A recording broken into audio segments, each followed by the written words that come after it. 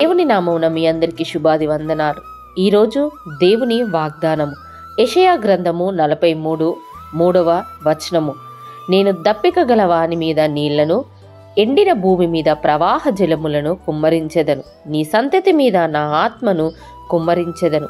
నీకు పుట్టిన వారిని నేను ఆశీర్వదించదని దేవుడు మాట్లాడుతున్నాడు.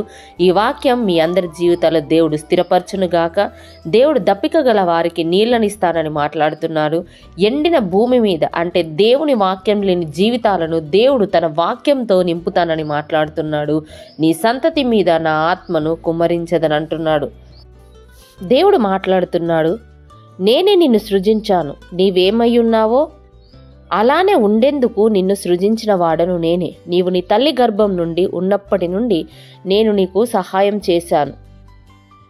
భయపడవద్దు, నేను మీకు తోడుగా ఉన్నానని దేవుడు ఈ వాగ్దానం ద్వారా మనందరితో మాట్లాడుతున్నాడు.